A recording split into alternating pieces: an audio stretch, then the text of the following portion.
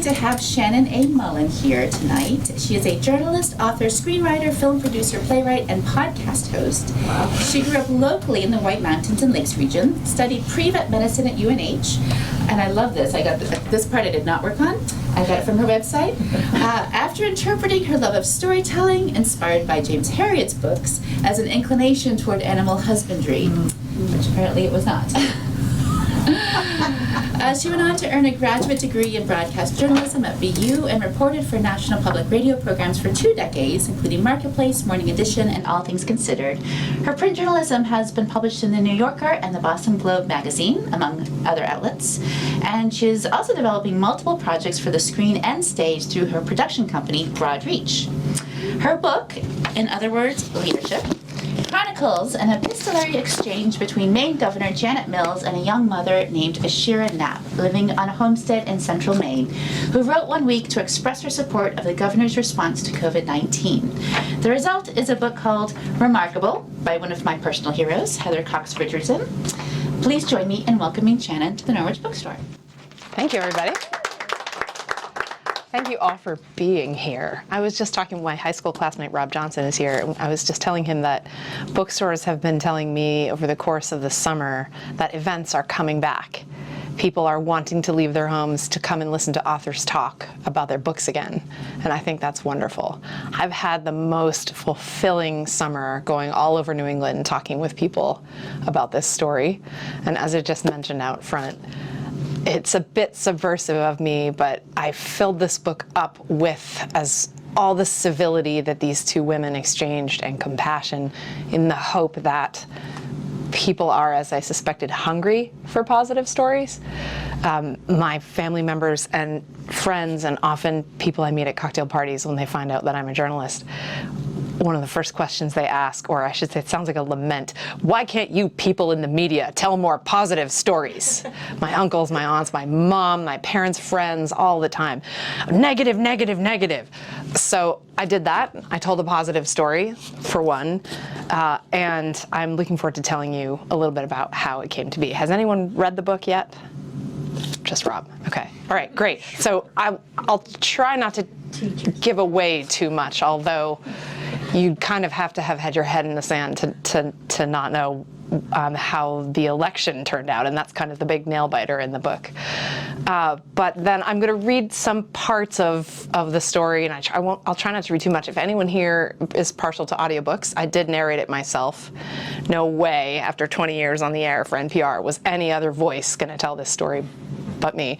It was fascinating to have to deliver some of Paul LePage's and Donald Trump's more colorful quotes in the book, having to sort of separate their voices from my own. I have new sympathy for people who do audiobooks for a living, but yes, I did narrate it myself, so if you're partial to that medium. I have a question that one of my moderators started an event with. How many of you have ever written a letter to one of your elected politicians? A couple. How many have thought about it? Right? Okay. So I'm going to start by reading, and I've never done this before, I'm going to start by reading the first letter that Ashira Knapp sent to Janet Mills. And then I'm going to go back a little bit and tell you a little bit about Janet. And I hope give you a sense of why those letters meant as much to her as they did, why it's not far-fetched to imagine that letters from one woman helped keep a governor grounded through a global pandemic. I was pretty surprised by that myself, but I'd love for you to have a similar experience to the one I had when I first heard about these letters. And I will tell you that story as well. So we're going to start in, you all remember March, April, and May of that first pandemic year. Is anyone here feeling a little bit reluctant about going back to that time? Let me assure you, I would not have written a book about this if I was going to drag you back through something terribly unpleasant. I hope I've put enough in this story that you remember but also that's new to you, so that this is a book you'll want to read, as opposed to one that you feel some sort of obligation to read. So it's March, April, May, sometime around then, when the first letter arrives at the governor's mansion. And the woman whose task it became, I should say, it wasn't her original task, but whose task it became to read all the mail that came in, was the director of constituent services. And she was a Republican, working for a Democrat. Governor Mills is a Democrat, and a mom, and had some kids at home, and was coming into the governor's mansion one day per week to collect the big bags of mail that were coming in from all over the state of Maine, and go through them and scan everyone into their system. And so she found herself stopping to read many of them because she, as she put it, needed the boost. In the middle of May, she opened an envelope with a return address in Temple, Maine, about 40 miles away, and took out a letter written by hand on 2 pages of lined 3-hole notebook paper. I love that, to the point where we reproduced the letters on the inside of the book, and you can see some of the, I insisted on having some of the notebook paper, and we found a spot for it up there in the corner, just like we used to write on in high school, right? Lined 3-hole notebook paper. The sender's penmanship was small, tight, and so distinctive that Martha read the whole letter, which was now a week old according to its date. Its writer, Ashira Knapp, explained that she and her husband Chris were in their early 40s and had 2 adolescent children.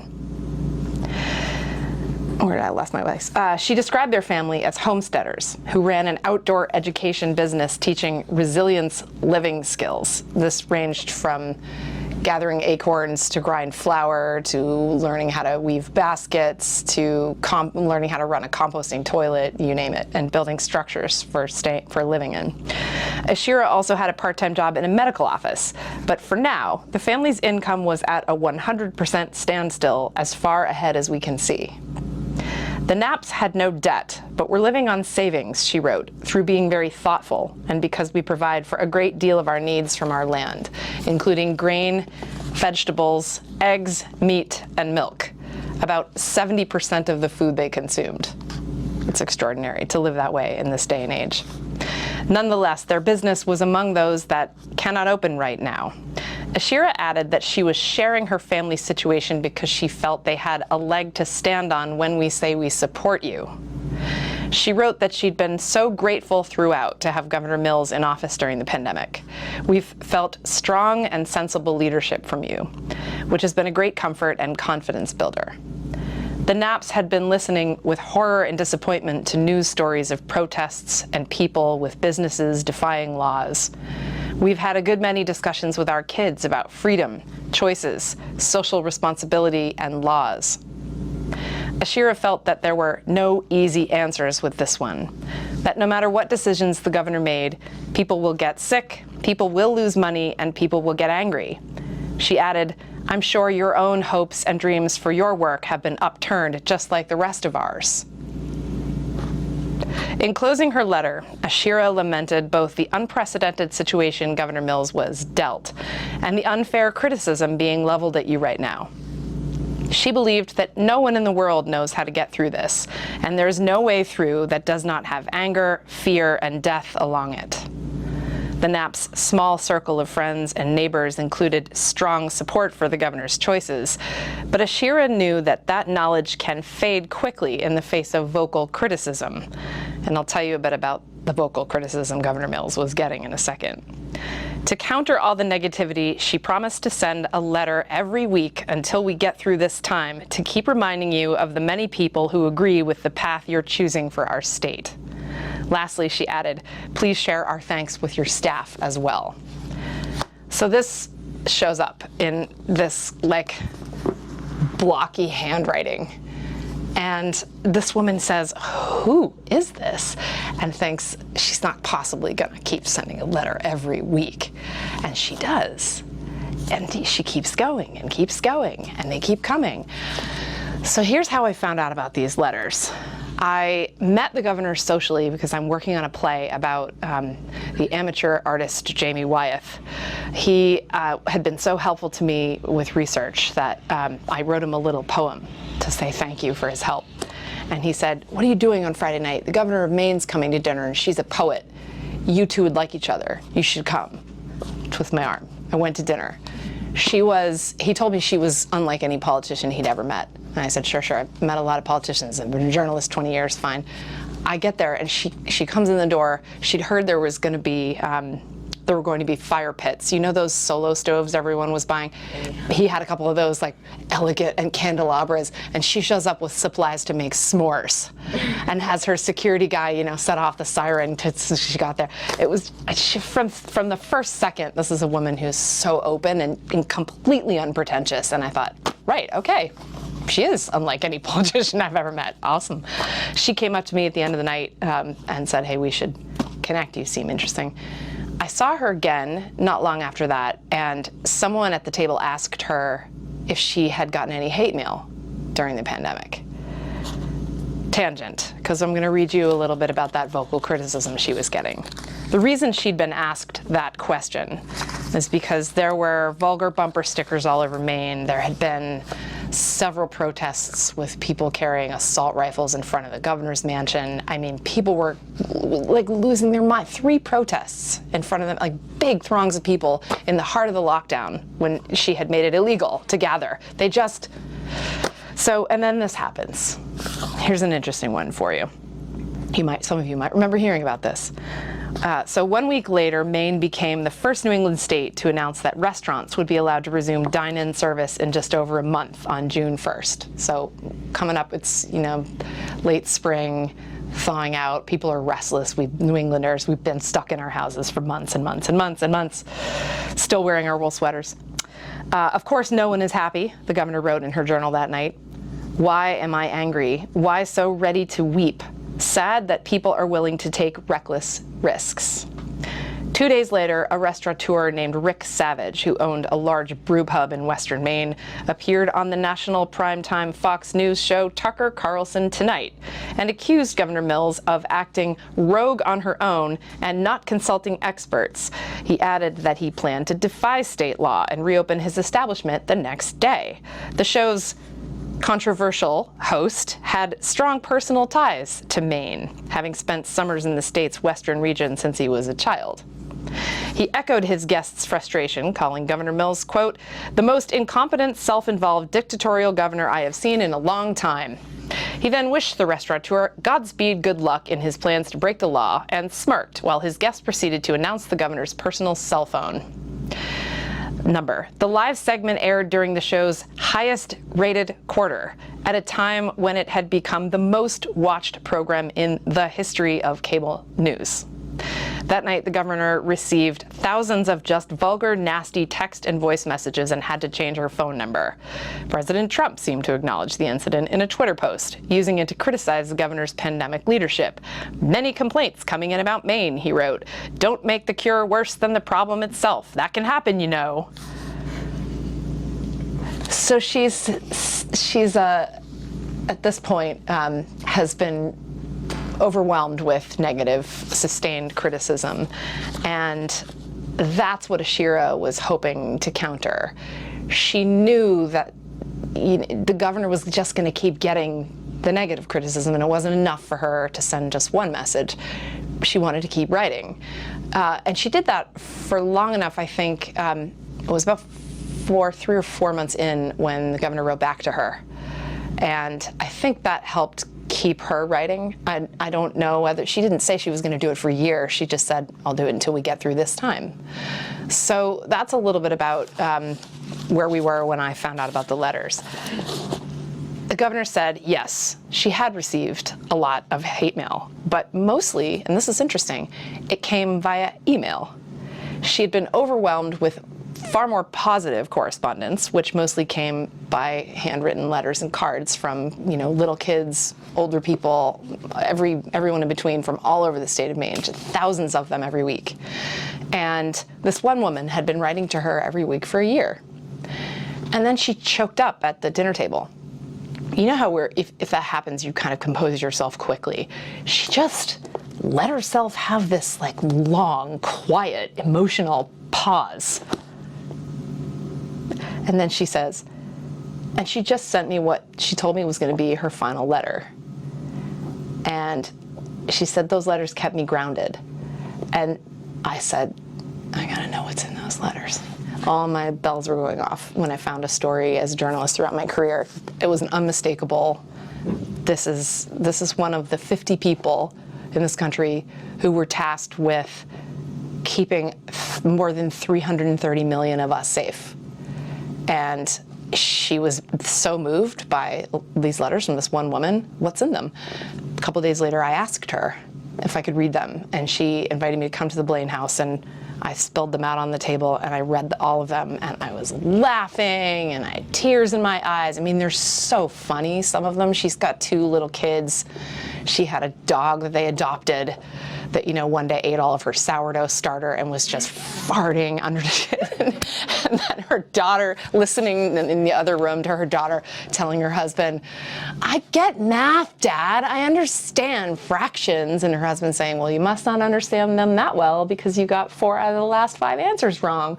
And the stuff that we all were having going on in our homes and our families and our friendships, there's a lot of that. But then there's also solace, you know, like she said in that first one, your own hopes and dreams must have been dashed by. I mean, who says that to who says that to you know, your friend, much less the governor of your state?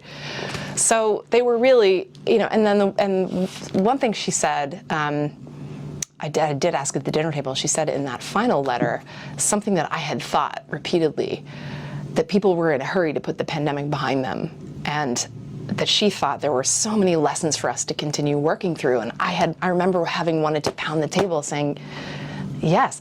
So in short, I felt that everyone should have a chance to read these letters, that there was a universality to them. They were so as to be resonant for anyone, male or female, old or young.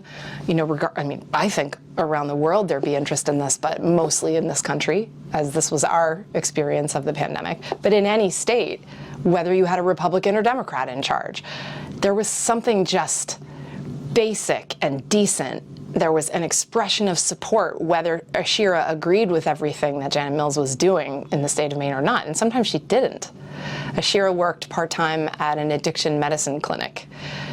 Tough work. And when the patients started coming back in, and then when they were leading up to having the vaccine roll out, so much about those particular people's needs and schedules and life rhythms, there was no consideration for any of that in terms of how the state was going to roll out vaccines. And she spent 2 pages in one of these letters railing to the governor, but always respectfully.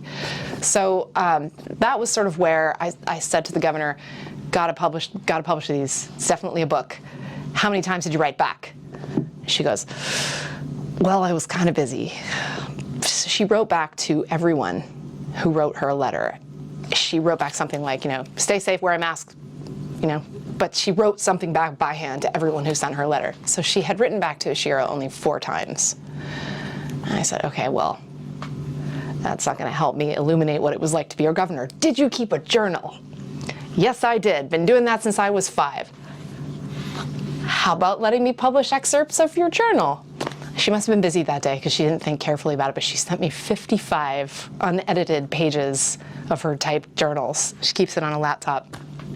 And I went through and I called her back and I went, Governor, when I say publish, I mean publish for the world, for the record, really, truly, everyone's going to read these for posterity. Are you sure? I mean, she calls Donald Trump a dictator and says Melania should get divorced. And here's one that I'd love to read you that I just thought was, it's beautiful. This woman was recently widowed when she was elected. Her 5 stepdaughters from that marriage were grown and had moved out. She was literally alone in a 28-room mansion during that lockdown. And so there were several times when she found herself just not, I mean, you sort of think about things that could go wrong when you run for high office. But like anything else in life, having kids, getting married, starting a new job, whatever, you can't know until you're in it. And so all of a sudden she finds herself alone in this mansion. And there are a couple of her journal entries that I wanted to share with you that will sort of give you a sense of what that felt like. One was pretty early on. And as I mentioned, she's a poet. So I asked for permission to put some of her poems in the book, and they haven't been published anywhere else, so this is the first reading for some of them. So I just told you about that. So she's in the Blaine house. This is during one of the protests. 2 days later, another protest against pandemic restrictions drew a bigger crowd in front of the mansion than the first, and this time the governor was home. She sat in a small room on the opposite side of the building, studying a painting by Jamie Wyeth that the artist had loaned her. Its subject was a lone seagull flying fiercely behind an unseen boat. The thing is huge. It's like 5 feet wide, and this gull is like wings spread out, flying right at you with its beak open, and it's beautiful. It's gold and purple and blue, and she's sitting looking at it. As demonstrators chanted outside, she wrote a small poem in her journal, giving it the same title as the painting, Wake. No one knows these waters better. The tide, the flow, the spray, the foam, the whites and purples, defiant golds and grays, the gull-spewn air, the deep green fullness and the awful emptiness. No one knows these weary, fearful waters better than the bird and you, navigating an angry wind. Yeah, a bit revealing about what it was like to be in charge at that particular moment in time. And for her to let me include all of this is remarkable. A show of integrity. Both these women had no intention of these words ever being published, and without hesitation let me do it. Here's another one. So there were 2 entries I remember when I was writing the book, when I came across, that were unusual for her. She would make these long lists of things she'd done that day. There were only 2 of them, but it was back to back to back to back to back. Just this meeting with this railroad executive who wants to come through Maine, this meeting with this Supreme Court justice candidate, this person who has leftover campaign funds that I need to help direct, in addition to running a pandemic. So this was something that had come out of one of those. She had been trying for a long time to come up with a new Supreme Court justice. The woman who had that position before the pandemic left to run I think it was one of the universities in Maine, and she needed to replace her. And so she left with some of her advisors. They went to an old Coast Guard rescue station, as she described it in a journal entry. They used the outpost on Maine's northeastern coast near Acadia National Park to regroup and make calls about the Chief Justice position. The group also spent time talking about the economy and economic recovery and brainstormed about things generally. Governor Mills wrote that the station had beautiful views, but cold, windy weather. She noticed how different the light is. Islands on the horizon seemed to hover above the sea, unattached and unattended. Her company there included her former chief legal counsel, who had just left that role at the end of August. In a statement announcing his departure, she'd called him a trusted advisor and a cherished friend, whose wise counsel, particularly during this pandemic, has been truly invaluable. Despite his presence in their small party, the isolation her job imposed was heightened by her remote location. "I am lonely," she wrote in her journal, "but it is ghostly weird and haunting, and the light changes every 5 minutes." I was really struck by that entry. I could see it all. I could see them up there in the house, and she had some camaraderie, but then I can see her going off on her own, because the burden of leadership is just that. It's a burden. Rob and I went to a high school where there was this job program where the student body elected the rising sophomores and juniors to leadership positions, and I was never chosen for one of those. And I thought it was sort of a bit of a popularity contest, but that leadership was something that you should aspire to and want.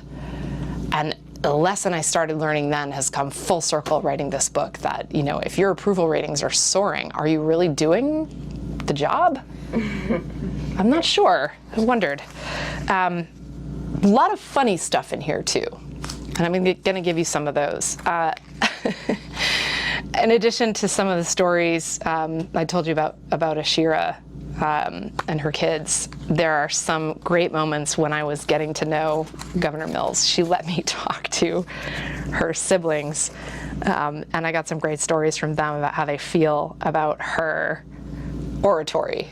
She is sort of infamous for giving these soaring speeches full of overly sentimental odes to the rocky coasts of Maine, and apparently she really means it all. So here's a little bit of that. Another trademark of the governor's oratory was her habit of digressing into effusive odes to Maine's natural splendor. In a 2019 speech to the United Nations General Assembly about climate change, she was the first sitting Maine governor to address the UN. She described the range of her state's landscapes from its 3,000 miles of bold, rocky, jagged coast to the rolling hills, fertile farmlands, mighty rivers, and deep ports. The tendency endeared her to many of her constituents, but made some, including devoted family members, eye their watches. Her sister Dora pointed to the governor's 2019 inauguration speech. She started talking about the Sandy River, and I thought, oh my God, here we go. At that point in the speech, Governor Mills had been setting up a metaphor for the importance of progress and cultural connection, telling her audience that waterways sometimes change course, but ultimately linked distant places and their people. Many days I awake to see the mist rising from the Sandy River as it steers its course to the Kennebec, the winter's breath unveiling a new day in my hometown, a new day in this state, she told the crowd, pouring on the reverence. Then I hear the familiar sounds of chickadees, church chimes, and Jake breaks, she quipped, raising a laugh from the audience. This is home in Maine, she said wryly. It was another key element of her success as both an orator and a politician that she usually knew not to take herself too seriously. I love that. She also had a raconteur's sense of irony and a talent for delivery, including a forte for retelling the same crowd-pleaser anecdotes as if for the first time. Really super good at that, better than any politician I've ever met. Eerily so. In one early pandemic vignette that she loved to reenact during press conferences and stump speeches, she recalled getting a letter in early December 2020 from a constituent who had written, "Thank you for all you're doing. You know, Sister Rose is right. Gratitude is the highest virtue." Governor Mills had no idea who Sister Rose was. A short time later, she mentioned the comment to Dr. Shaw. Anyone in here hear about Nirav Shah, the CDC director in the state of Maine? He became a serious celebrity over there, candy bar named after him. I mean, hilarious guy who's now second in command at the United States CDC. He's a major character in the book. You'll learn all about Dr. Shah, and just such a cool guy. Short time later, she mentioned the comment to Dr. Shaw, who reminded her that she'd quoted the ancient Roman philosopher Cicero during a COVID-19 briefing just before Thanksgiving. The governor had told those watching that there was much to be thankful for despite the trying year, and that Cicero said, "Gratitude is not only the highest virtue, but the parent of all others." Perhaps the constituent was hard of hearing or mistook the quote's author as Sister Rose Thering, an activist nun and professor from Wisconsin who fought anti-Semitism in the Catholic Church. Either way, from then on, whenever the mood around the governor's office got too serious or some conundrum came up, she or someone on her staff would crack, "What's Sister Rose got to say about that?" So there's so much funny stuff in this book that will make you laugh. And beyond Governor Mills and Ashira, there are other characters. As I mentioned, Dr. Shaw, and the governor's niece, Julia, moved into the governor's mansion with her. She'd been a freshman at Bowdoin, and they did something interesting there. They took the freshmen and juniors and had them on campus during the first semester, and then they switched. And she was sent home and didn't want to go home for her second ever college semester. So her aunt said, "Come live in the mansion with me." And she did. And it really, I found out about it halfway through writing the book to the point where I had to go back and weave her in. And what she adds to this book, it's wonderful. Not only does she make us laugh as readers, but she teases out something that's really important, I think, about her aunt, in that it's hard to let your constituents see who you really are. And there are some people in Maine, I mean lobstermen in particular, who just don't, they've got this strange notion of the governor as a distant person, and she's anything but that. And so Julia kind of talks about why her aunt became that way. And there are some really funny little moments about what happens when you have basically a teenager living in the governor's mansion with you. She was 19 at the beginning of the story, and I'll read you a couple of these. Governor Mills spent some time with her young granddaughters that weekend. She was visiting them, and then went for a short hike with Julia, who wrote in her diary that that Sunday she was enjoying the archery range her aunt had let her set up on the grounds outside the Blaine house. Julia had asked in late winter, half joking, if she could hang a target somewhere in the yard so she could practice her hobby. The governor was like, "Oh, sure," Julia said. She knew how much it meant to me. The state police unit that provided the governor's security approved Julia's setup, which consisted of a target attached to a tree with one side of a barn for a backstop. She caused a minor incident when the Augusta police, that's the mansions in the city of Augusta, who had not been alerted, passed by on patrol while she was practicing one day in late February. After some initial confusion as to why someone appeared to be shooting arrows near the governor's residence, the matter was quickly resolved with the requisite paperwork. "I now have a permit to discharge a bow within the city limits of Augusta," Julia wrote in her diary that day. Who knew? One of many lovely little moments about Julia moving in. And here's one more that'll help give you a sense of what I was talking about how she teases out her aunt's personality in a way that I thought really enriched the story. So this is coming toward the end of Ashira's correspondence. Her letter was stamped as received by the governors, so this is May 22nd. It was the last weekend that Julia was living with her aunt before moving out for a summer internship. She'd been accepted to a summer program in the patient experience department of a hospital system near Portland and planned to move out of the mansion on Sunday. "I can tell Janet doesn't want me to leave," she wrote in her diary. "I just told her I'm going down to Portland tomorrow, and she said, 'Well, your internship doesn't start for a while. You don't have to rush.'" Julia added that she was pretty sad about it and would miss being here all the time. I was there that day at the house. We'd been invited, we were vaccinated, and we'd been invited for a garden party. And I can only imagine, we all left, and then Julia left. And the governor picked, I added this up later, she picked that night to write back to Ashira's final letter. And I don't want to read you too much of it because it's really quite striking to experience it in real time as I did.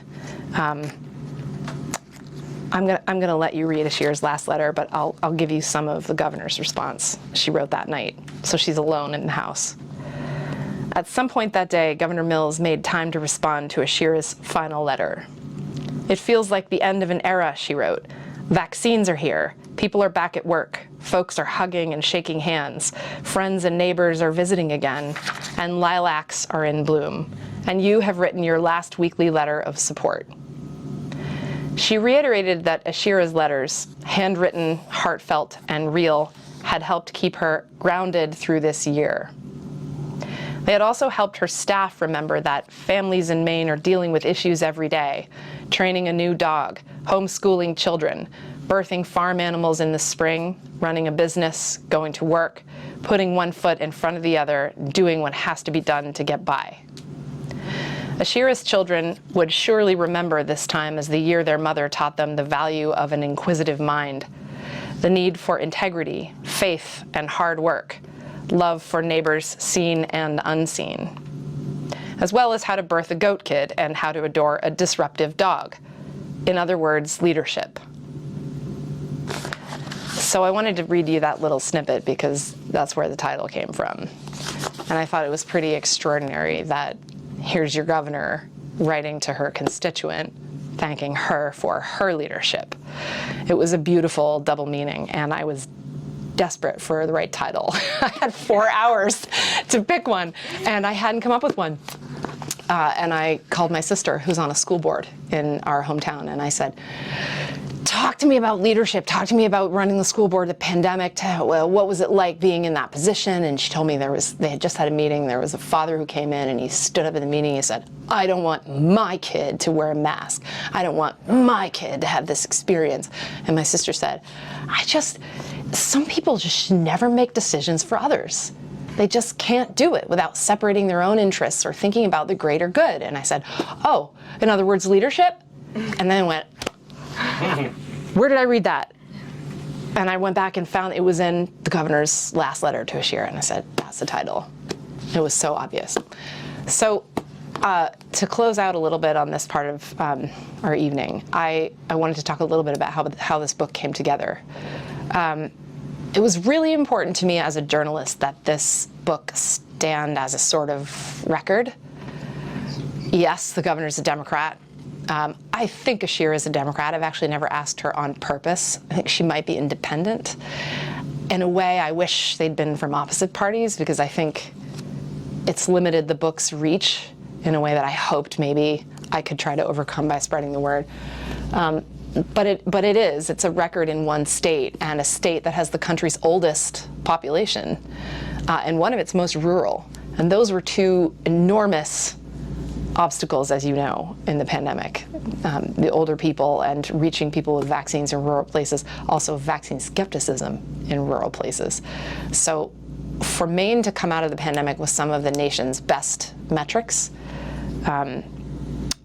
lowest death rate, lowest hospitalization rate, not lowest, but among in the nation, lowest, highest vaccination rate, extraordinary. Those are facts.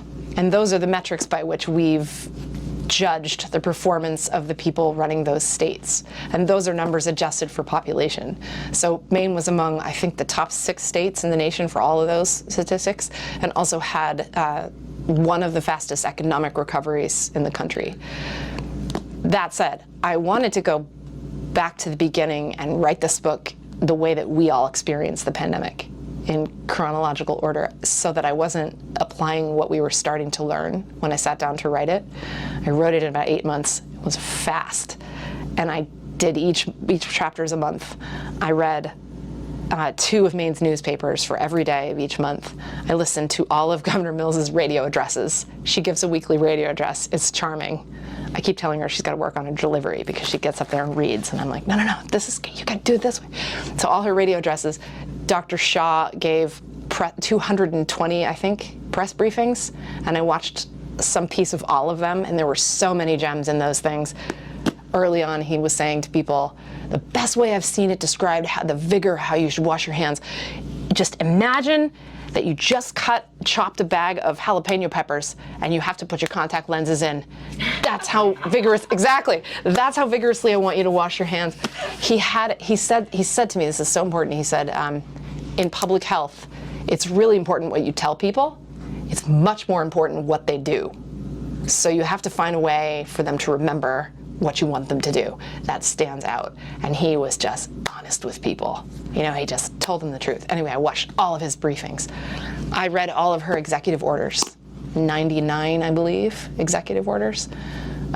You know, just going back through each batch of letters for each month and each batch of her journal entries and local newspapers, and pieced together what I think is a pretty compelling dramatic narrative. Some pretty choice moments, some colorful stuff, some things that you'll just kind of, like, you've all been shaking your heads and nodding your heads. That's how I wanted this story to feel, to read. And I'm just gonna leave you with one more little story that I love. And this is something I think stands out a bit about Governor Mills. Let's see. Maybe I'll just tell you the story. I think I'll just tell you. One of the things I think she did particularly well, and had Dr. Shaw's help in doing, which set her apart also. And Joe Scarborough, when the governor and I did Morning Joe, pointed this out too, that New England's governors leveled with us. And Ned Lamont did this, Janet Mills did this, Charlie Baker did this in Massachusetts. There was something in particular about the New England states.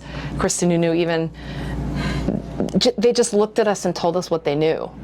And in Janet's case, the night that she first put this state of civil emergency into effect, she got back to the Blaine house and she was just feeling really rotten about it, and to use her word, it just a pit in her stomach about having to impose this on people. This is not, she said at every event she joined me for, you don't run for governor to shut down bars and beaches and cancel bar mitzvahs and parades. You don't run for governor to close people's businesses and ruin their livelihoods. And people were treating her as though she was gleefully up there, wielding her despotic sword. Anyway, so that night she decided to call some of her predecessors for advice. And she gets a hold of, I think it was Baldacci, and she's like, "Listen, Governor, have you ever had to declare a state of emergency? I mean, I've had to shut down the state of Maine. Feels awful." "Well, no, Jan. Nope, never had to do that. Sorry." And she didn't really particularly want to call Paul LePage. Anyone remember Paul LePage's tenure in Maine? They didn't get along very well. He sued her at one point when she was Attorney General. So she thought better of calling Paul that particular night. So she gets Angus King on the phone. Governor King, who's now a U.S. Senator, independent from Maine, and two-term governor. And she reaches him. He's holed up in a hotel. His wife wouldn't let him come home because the governor had state of civil emergency, 10-day quarantine. He's in a crappy hotel between D.C. and his home in Brunswick. And he says, "I got all the time in the world thanks to you." And she says, "Well, did you ever have to declare a state of civil emergency? Shut down the state? I feel awful about it." And he says, "Yes, I did. The great ice storm of 1998. We shut down the state for 3 whole days." And she's like, "Really? 3 whole days?" At the time, they had no idea how long this was going to go on. And he's like, 3 whole days, we closed the state of Maine. And she said, "Okay, well, what advice do you have for me? What should I tell the people?" And he says, "Get out there and work the streets. Let them see you. Shake their hands. Give them hugs. Make them feel better." And she's like, "Angus, it's a goddamn pandemic. I can't go out and hug the people. I can't." He says, Right, you're right, sorry. Tell them the truth. Tell them the truth. Even and especially when you don't know the answer, tell them the truth. And that's what they did. Every day, they got up there and said, "Here's what we know, here's what we don't know." I think it's a pretty startling example of how to operate in unprecedented uncertainty. And I feel like it's a case study in leadership as we all reckon with what we think we want from leaders going forward. Really, honestly, the fact that these 2 women let me publish their unedited words is pretty remarkable. So I share it with you in the hope that you'll find it uplifting. It was uplifting to write. I came away from this ultimately feeling inspired about all of the ways we all found to connect with one another. People have been telling me at the book signing tables, as some of them have read it and brought it in to be signed, and they've said, "I can't believe how much I forgot." And so it's coming back in positive, uplifting ways, and I'm looking forward to having you all have a chance to read it. I would love to take any questions you might have, even if you don't have any. Questions about writing, journalism, the pandemic, the governor, or Ashira. I didn't talk a lot about Ashira. Anything anyone's wondering? Yeah, I'm just wondering, you must have met her, like what I was did, that like? yes. In fact, I met her very early on, in the very beginning. I went to their homestead. Any Tolkien readers here? Lord of the Rings? A couple of you? Anyone seen the movies? Okay, this place looks like the Shire. It's whimsical.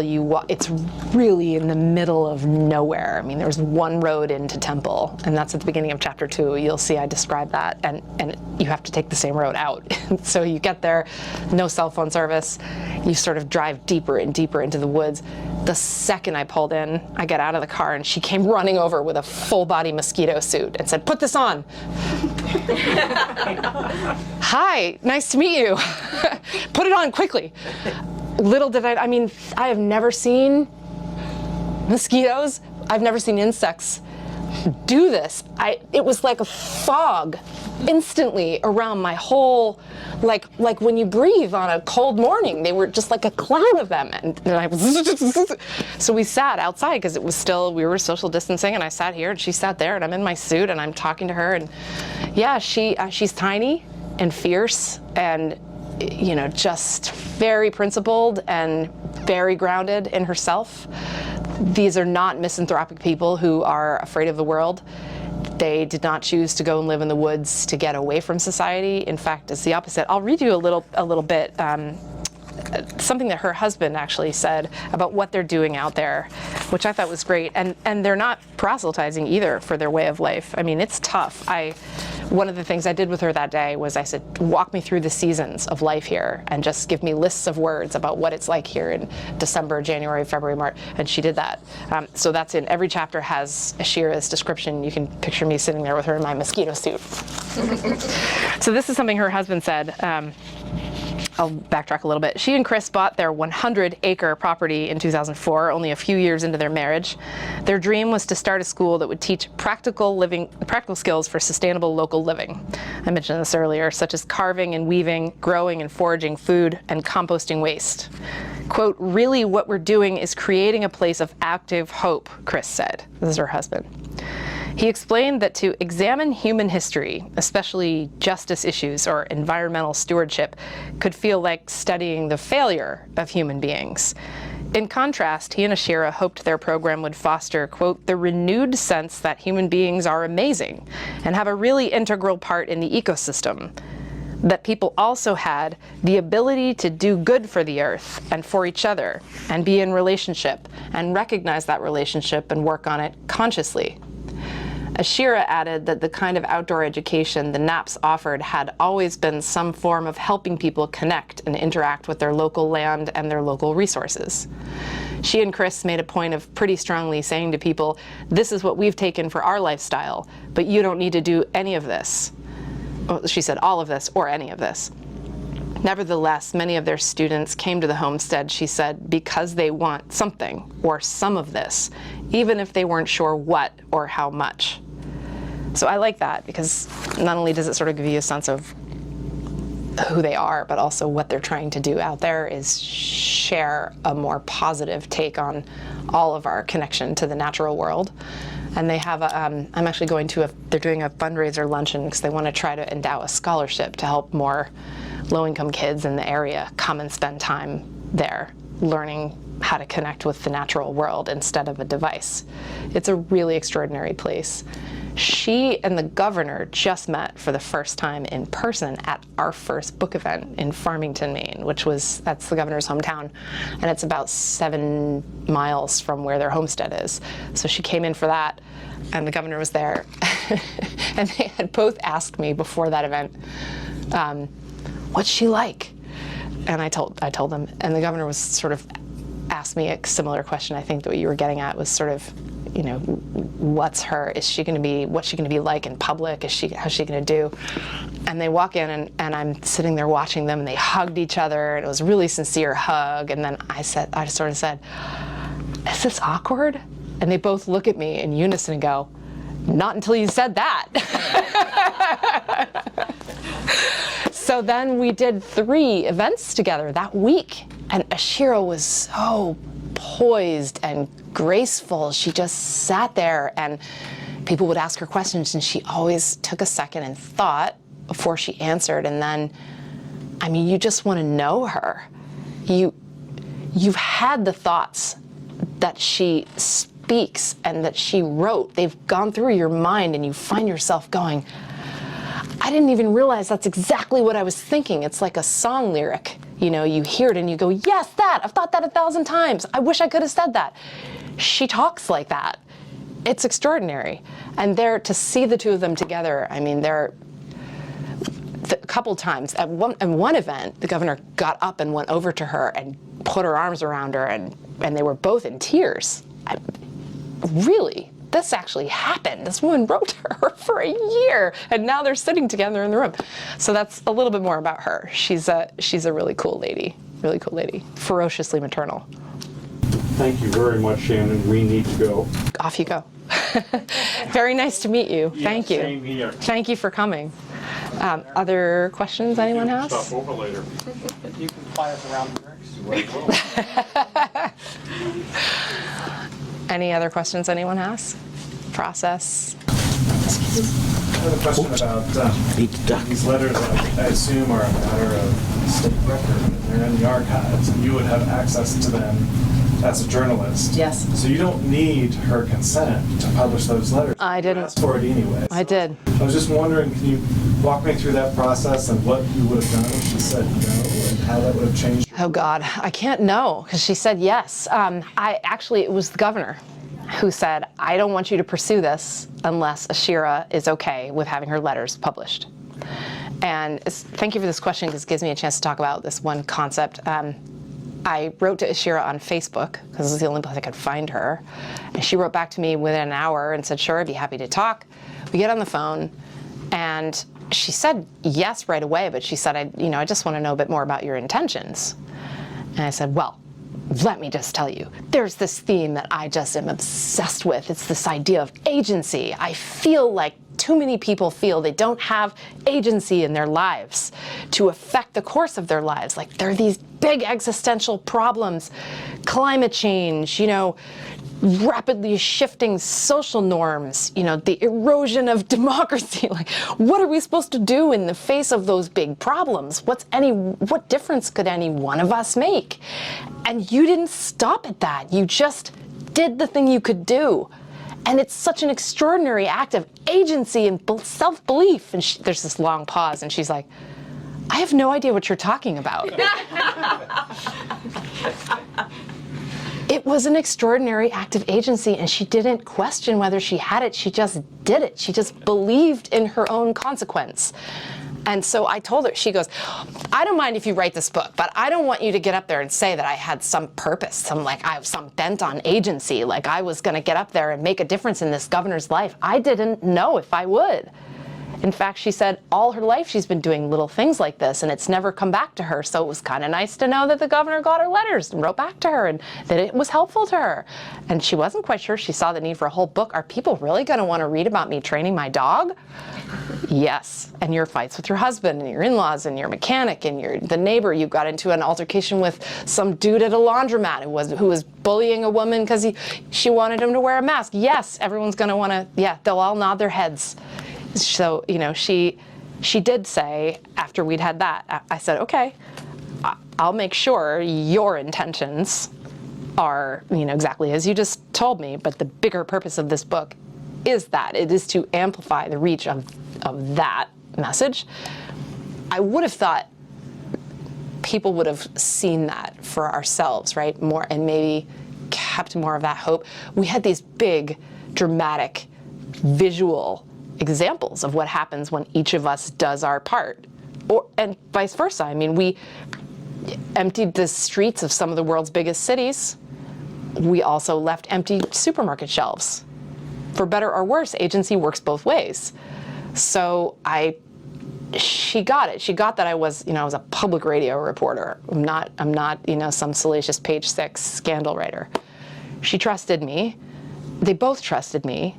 They didn't know me very well. I sent them some of my writings and the stories I'd done in my career. And, I said, the other thing I offered to do, which I've never done in my career, was I shared every chapter with Ashira as I wrote it. And she's actually a pretty good editor. She had a couple points where she's like, this makes no sense. I think I see the fancy point you're trying to make, but try again. Lots of times. But she never asked me to take anything out, apart from one or two. She wanted to protect some people's identities and some family relationships that mattered a lot to her, which she wrote some things at this time that resolved themselves later, and she didn't want, so that kind of thing. She asked me to sort of, find a way to not name people, social bubble people, friends, neighbors, all that stuff. So I didn't, but that's all she asked. Governor Mills, the one thing she said, are people, I'm not sure people are how they're gonna feel about it. She'd been driving home, she'd put the state on lockdown. She was driving back from some event, and there was a Walmart that was open that wasn't adhering to the laws. And she wrote in her journal, I should just shut them down. She read the whole book and was like, it's great. What do you think people are going to think about that time that I said I should shut down the Walmart? Are they going to call me a dictator again? I'm like, you told me about the guy who held a gun to your head. You told me about, your boyfriends. You told me, this is the thing you're worried about? It was the law. They were breaking the law. Anyway, I digress. I don't know what I would have done if she'd said no. She said yes. Thank goodness, because here we are. And yes, the letters are a matter of public record, and I never said that to her. I never said, I could do this book anyway, even if you want me to or not. I've had one question from one person about what else was in the letters that I didn't print. It's almost entirely in here. I left out a couple of dog training stories because there were a lot of them, but that's it. It's all here. So that's what she writes in the letters, having not read the book. She writes like what her daily... Yep. Her daily routines, you know, sometimes she, at a certain point, you got to fill the letters with something. Yeah. And she really just was, here's what's happening on the ground. I was in town today, and they live in Farmington on one of the campuses of the UMaine system, and she would tell the governor, because it was the governor's hometown, people are really wearing masks, you know, and the grocery store's doing a great job with those plastic shields, you know, like what she was seeing. Then when the vaccine rollout started happening, you know, and the governor's getting calls and emails from friends saying, I have cancer, can't you put me at the front of the line? That's in here. Ashira's you know, like I said, getting in the altercation at the laundromat with a guy who's bullying a woman. You know, sort of some of the other little moments that we were all experiencing. You know, so yeah, they're all in there. And she, there were some pretty astonishing things that she said. There's one little thing, I think I have another minute I can read you. Something that I thought was really lovely. Page 134. This one really struck me. I don't know if it will, some of the things that struck me will struck other people, but I loved this. In the midst of all that, Ashira's letters kept arriving in Augusta every week. Janice, who was the governor's best friend, told me about, she told more great colorful stories, told me the governor always brings, she uses Lady Clairol to color her hair, and she hates the conditioner. So she's so frugal, she saves it, and she comes and leaves 3 or 4 bottles of them on Janice's doorstep. She'll come home and there'll be 3 bottles of the governor's conditioner because she's a Yankee. Okay, so Janice is in the book, and she added such great stuff, and here's one of the things she told me. Recalled that the governor would sometimes read the letters aloud to family members, friends, or her staff, often with tears in her eyes.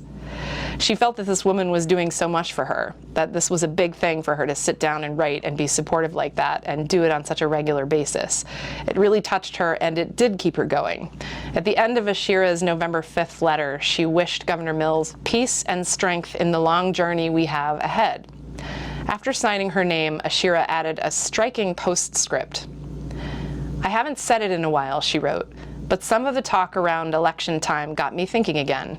You know that your decisions are right, and a lot of us who have our heads screwed on straight know that your decisions are right, and then some folks out there are just totally insane, and I hope their comments don't get under your skin.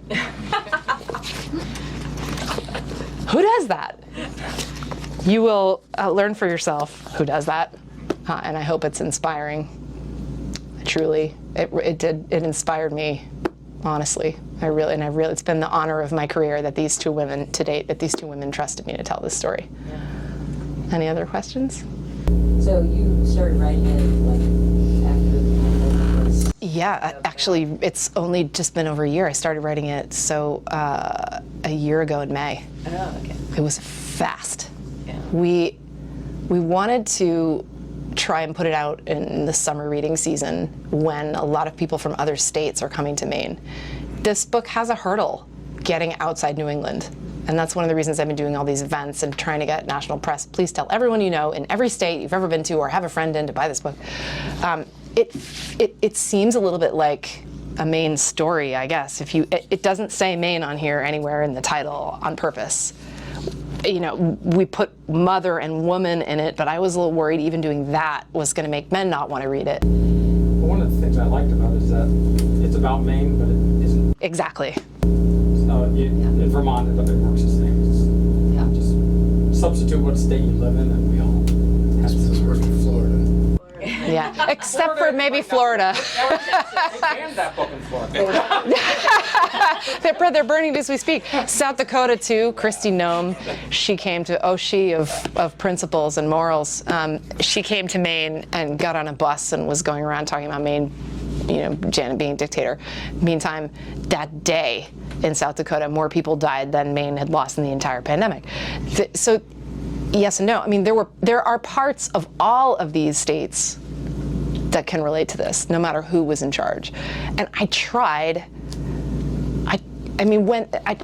really hard to keep my own personal opinions out of it. That's journalism. And it was really tough sometimes. Like, I'll be honest, the Maine wedding, I had to reckon with objectivity in my writing, because I personally found the judgment of some of the people involved in that super spreader event. You remember that? There was a wedding in Maine in August, and people died who weren't there. Elderly people in a nursing home died because some people had to have a wedding in Maine. And as a journalist and a human being, that was a tough chapter to write.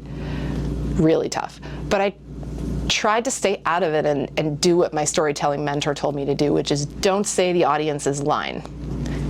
That line right there was the audience's line. This is about every place. And the fact that you said it means I did the job. You've got to take the facts and decide for yourself if Janet Mills did a good job with the pandemic. If whatever the governor of your state did a good job with the pandemic. If President Trump or President Biden, you got to decide. And I really did. It was challenging, but I did try to stay out of it. And I put some examples in from other states. Greg Abbott in Texas. DeSantis doesn't make an appearance, but a bunch of other states do. Kansas, Nebraska. I tried to compare what. Phil Scott made that. Phil Scott, yeah, he's in it. Phil Scott said to Janet at one point, he's like, you should be opening your racetracks.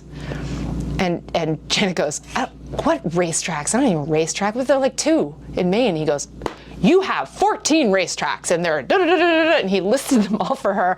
Come to find out he's a race car driver. Who knew? So yeah, he makes a couple of appearances, and she was in a lot of conversation with her other New England governors, so I put them all in there.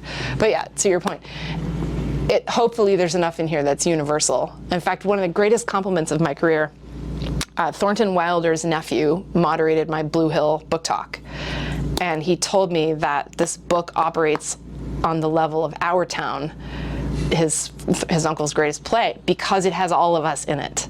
And that was the hope. And that's what these women let me do. I can't take credit for that. They let me do this, and I just put it all down. So this is a public record, and I hope my publisher wanted it to be hardcover and pretty, so that it was something that would serve as a keepsake. Like, not some tome about the pandemic, but something that you could give to others and hopefully look forward to reading about. There was never going to be a way, an accounting of all the positive things we all did. There was always going to be a death toll, numbers in each state of people who were tested in hospitals, businesses lost, all the negative stuff. But there was never going to be a way to know how many lives we saved, how many businesses we kept open by keeping social distance, wearing a mask, all those things we missed, all the people who said goodbye to loved ones through windows. This was my way of hopefully recognizing all of that, all the little things we were each doing, putting it down in a record for posterity that we came together through this thing, because we're forgetting that. We're starting to forget. So please share it with everyone you know. Thank you for coming and being here. It was wonderful. I went a little over. Hope that's okay. Thank you.